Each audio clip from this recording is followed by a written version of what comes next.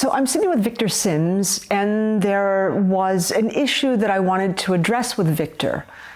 He and his team actually run into issues when they want to communicate transparently about the technology that they have developed here at WDS, World Development Systems. So there are two things in this. So Victor, because your devices are supporting balance within people, the result can actually be that issues can be healed, but it's not possible to say that in any of your literature or your communication with people.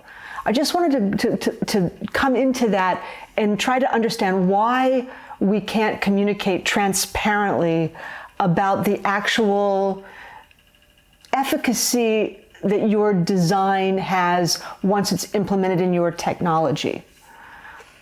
What sort of barriers do you and your team face as you begin to quote unquote market the technology that you've developed? I think it probably all starts with consciousness, to be fair. I don't think in science there is currently a widespread understanding of how consciousness affects the human body and how consciousness is present in everything. I think in science it appears to be, having said that, there are lots of experiments out there that are being done that the experimental results appear to change when people try to influence it with their consciousness. Well, so, I mean, we know in science the observer is a definite factor in the outcome of any experimentation. And I've done a number of interviews with some very accomplished scientists, mainstream scientists, and I always pose the question to them, are you able with the currently existing tools within science to in some way measure or quantify consciousness? And all of them say, maybe we're on the verge, but at this moment, no, we can't. And so your technology, in fact, incorporates consciousness into the design of it. So if I'm imagining if you wanted to go for FDA or approval of other bodies that govern healing devices, essentially they don't have the capability to test for the efficacy of what you say your device does in an empirical way. I think that sums it up really, because in the in conversations that we've had, and we've sought conversation and help and dialogue with some of these agencies, and to be honest, they just laugh. I mean, literally, laughing, rolling about. In fact, when we say, consciousness is this and consciousness is that, and they just don't have a grasp on it, and it's not within their remit, and they can only test things or they can only advise within the parameters of what they're doing. I mean, ultimately, these agencies are trying to protect people. Of course. I think they're well intended in terms of their desire to make sure they're not quackery sort of things out there that people are paying a lot of money for that don't work. That's right. And so their remit, and they're following the remit to the best that they can.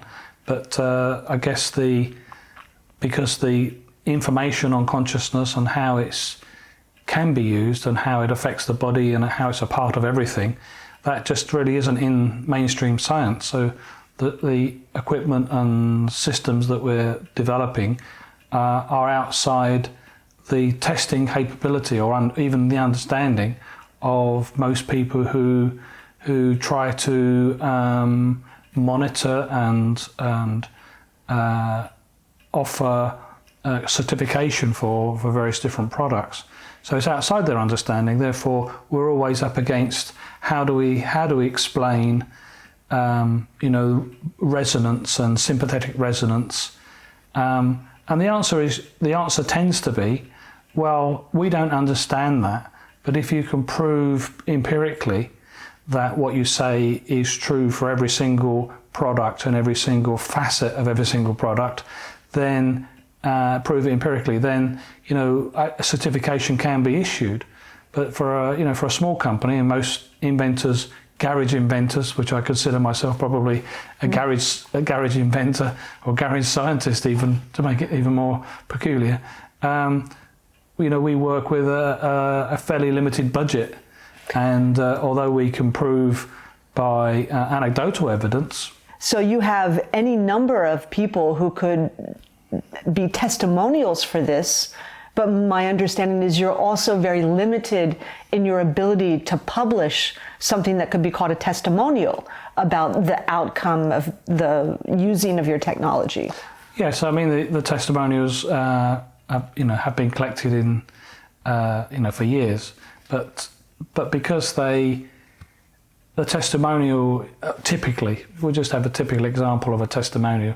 Testimonial would be, oh, we've used this product or used this technology, and we feel so much better, and the pain in our shoulder has gone, and the headaches we used to have no longer are there.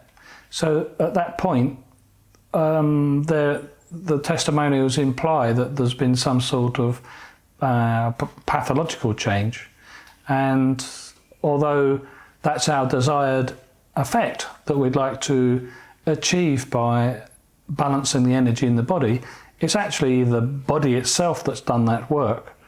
But the problem is then when that person has described a pain or a symptom that they have, and now that symptom has been balanced with the addition of energy balancing from our equipment, as they write about it, of course they're going to write about it in medical terms. Mm-hmm. They've had this particular pathology or this particular diagnosis from the doctor, and now that thing's cleared up. So when they're very excited to talk about it, because people are very, very keen to talk about their illness and the fact that it's been fixed. From their perspective, it's been healed. Yeah. But from your communication, you can't quantify it in that way. Yeah, and we're not allowed to use the testimonials. Mm-hmm. Okay, that's I guess fair enough, but it's unfortunate. So this is two lines of potential marketing to prove the efficacy of your product that are not available to you. That's right. So essentially, you're having to communicate in veiled terms about what your technology is able to do. Mm. And so within your technology, you're essentially looking at that and writing formulas. You're designing formulas that can bring homeostasis back into the system, allowing the system itself to self-repair. Yes, and I would say, if people don't like the word formula, because that sort of smacks of a pharmaceutical formula, we'll just say program. Because we are writing programs in order to instruct, because it's information, to instruct the body's consciousness in a very special way, so that it does the work. Because it's only the body itself can do the healing. Mm. It's that innate process that we've had, which is an awesome process. The body is just the most amazing thing for self-healing, given the right stimulus. Mm. And this is information coming in. It reminds the body, hang on, is there something out of balance there? Let's go and look for this biofilm, maybe with a virus or a bacteria stuck underneath it that's trying to explode and take over. The idea of a virus or bacteria sitting under a biofilm is that it covers itself, in a sort of protective invisibility cloak, to use an analogy, and it multiplies until such a time it's big enough to take on the rest of the system. A real Trojan horse. Yeah, and then the body's immune system is suddenly exposed to this massive amount of virus or bacteria that's been building up over a period of time. Mm. The cloak comes off and the body can't cope with it. Bringing this back to the point, just to understand that when you market your products, you have very strict conditions under which you're able to communicate about the product and the efficacy of the product. Yes.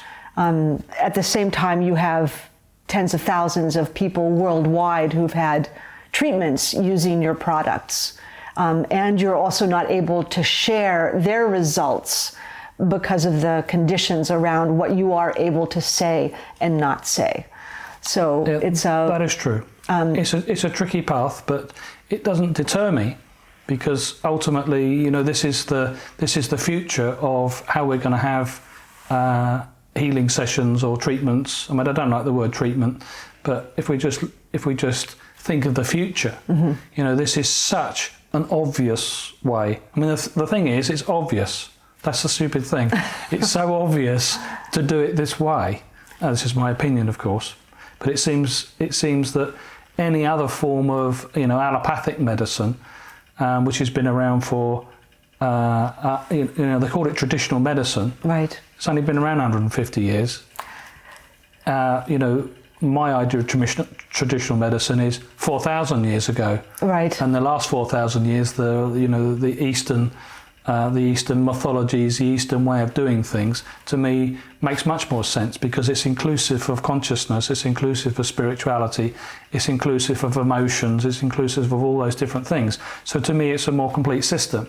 The allopathic side is, well, we don't recognise consciousness, therefore it doesn't exist, therefore we're going to treat you with a drug. A Band-Aid effect. Let's put a Band-Aid over the symptoms rather than actually addressing the underlying cause. Yeah, and symptoms, I think, is symptoms of what people present. Right. So a medical practitioner is looking at these symptoms, and he has a specific list of things that he's allowed to use because of that presenting symptom. Right. It doesn't necessarily deal, and probably in most cases does not deal with the cause. We're not allowed to treat cancer. There's a law against treating cancer. It's like, hang on a minute. If you've got something that can treat cancer, why don't you use it? Because surely that makes sense. It's an interesting time that we're living, and I'm hoping that we're seeing a shift now, and I appreciate your incorporation of consciousness into your technology, and I appreciate you sharing with us the barriers that you have in actually communicating the efficacy of your products. So thank you for sitting down with us and illuminating one of the obstacles in your ability to get your technology to more people at this time. It's been great. Thanks for having this discussion. Yeah. Thank you.